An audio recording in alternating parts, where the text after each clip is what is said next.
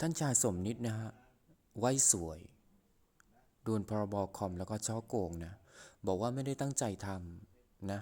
แค่ไปนั่งอยู่ตรงนั้นเอง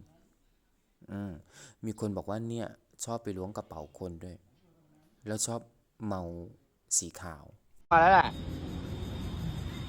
อะไรนะครับผมว่าลุงมั่วแล้วแหละลุงจะโกหกเพื่ออะไรเนี่ยผมไม่ได้โกหกสรุปเมียใครกันแน่เมียลุงเหรออะไรครับ เมียลุงเหรอที่ติดอยู่ข้างในอ่ะ